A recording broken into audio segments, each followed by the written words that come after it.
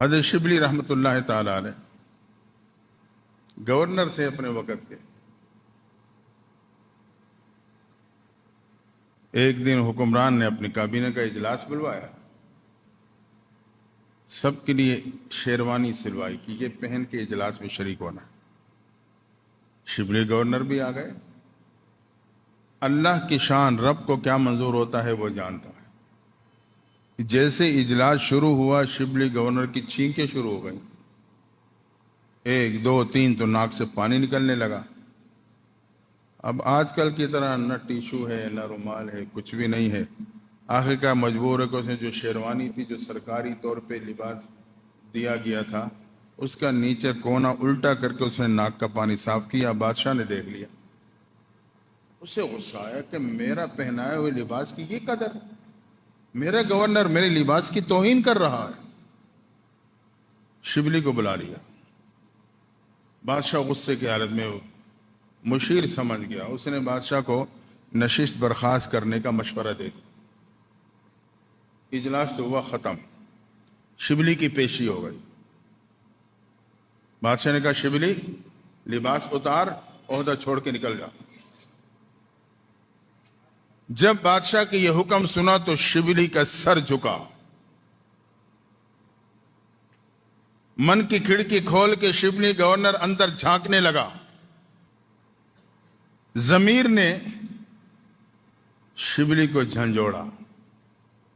شبلی، دنیا کے ایک عارضی بادشاہ نے تجھے عارضی لباس پہنایا، مجبوراً اس کی قدر نہ کر سکا. وہ تیرے سے اتروایا جا رہا ہے.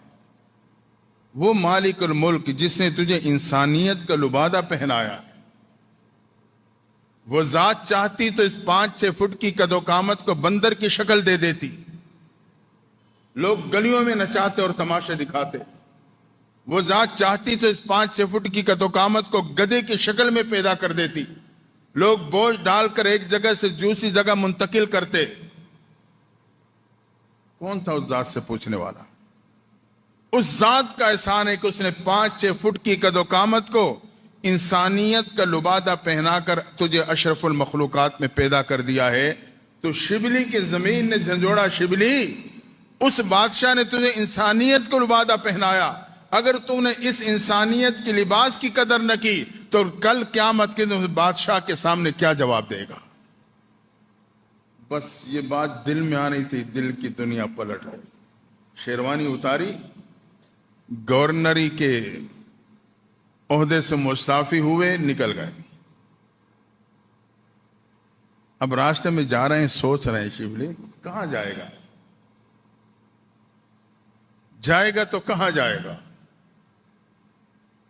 اللہ کی شان دل میں بات آ گئی. حضرت جنید بغدادی رحمۃ اللہ تعالی علیہ یہ اس دور میں خانقاہ میں بیٹھ کے اللہ اللہ کی محنت کرتے تھے، لوگوں کے دلوں کو اللہ کے نام سے معطر کرتے تھے. شبلی کے دل میں بات آئی کہ حضرت کی خدمت میں اپنے آپ کو پیش کر دیتا ہوں. پہنچ گئے، حضرت کی خدمت میں اپنے آپ کو پیش کیا. حضرت آپ کی خدمت میں حاضر ہوں، اپنے آپ کو پیش کر رہا ہوں، بس میں اپنی اصلاح چاہتا ہوں. حضرت نے دیکھا کہ وقت کا گورنر رہا ہے، گورنر کے مزاج تو منوانا ہوتا ہے، ماننا تو ہوتا ہی نہیں. تو پہلے تو اس پہ محنت کرنی پڑے گی، پھر جا کے وہ سلسلہ آگے بڑھے گا. جو سچا طالب ہوتا ہے وہ پھر اپنے سٹیٹس کو برقرار نہیں رکھتا، بحال نہیں رکھتا. جب وہ مرید بن گیا، اس نے اپنے آپ کو پیش کر دیا، پھر وہ اپنا سٹیٹس اپنے بڑوں کے سامنے پھر نہیں ہوتا. میں تو فلاں ہوں، مجھے تو فلاں مقام ملنا چاہیے، فلاں توجہ ملنی چاہیے. تو شبلی گورنر تھا لیکن طلب میں سچا تھا، اپنے آپ کو بس پیش کر دیا. حضرت نے نفسیات کو سمجھا، اس کی تربیت کے لیے، اصلاح کے لیے دکان بنا کے دے دی خانقاہ کے ساتھ. یہ گندک اور اس قسم کی چیزیں جو زمینداروں کی استعمال میں آتی ہیں وہ مال ڈلوا دیا. اور اس میں ایک حکمت تھی، تاکہ ایسے گاہک کی اس سے واسطہ پڑے جو آپ نے تو کر کے بات کریں گے. اس کی جو کیفیت ہے وہ ٹوٹے گی۔ دکان بنا دی، شبلی گورنر بیٹھ گئے، اب اسی قسم کے لوگ آ رہے ہیں، کوئی تو کر کے بات کر رہا ہے، کوئی کیسے بات کر رہا ہے۔ اب یہ اپنے طلب میں سچے تھے، برداشت کرتے رہے۔ بھئی میں نے تو اپنے آپ کو پیش کر دیا، اب علاج جس طریقے سے ڈاکٹر کرے گا وہی میرے لیے بہتر ہوگا، کوئی چو چرا نہیں۔ ایک عرصہ گزرا اسی میں،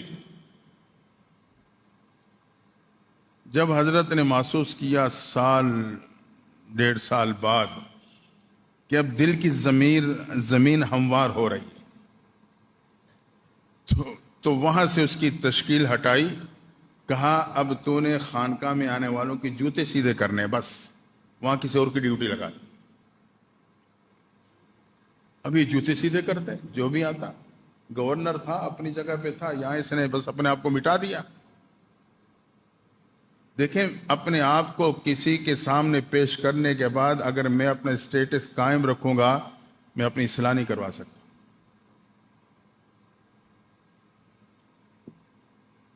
عاجزی، من تواضع للہ رفعہ اللہ، جس نے اللہ کے لیے عاجزی اختیار کی، اللہ اسے بلندی عطا فرماتا۔ ابھی جوتیں سیدھے کر رہے ہیں، بس مرشد نے کہہ دیا میری ڈیوٹی ہے، میری اصلاح اس میں ہے، ڈاکٹر نے تجویز کیا ہے میرا علاج۔ کچھ عرصہ اسی ترتیب میں گزرا، اب حضرت نے محسوس کر لیا کہ ضمیر مکمل ہموار ہو گئی ہے، اب اس میں بیج ڈالنا ہے، دل کی ضمیر ہموار۔ 3 سال بعد اجازت دی کہ شبلی اب میرے مجلس میں بیٹھ سکتے ہو۔ حضرت شبلی 3 سال خدمت کرنے کے بعد اجازت پہ مجلس میں بیٹھے۔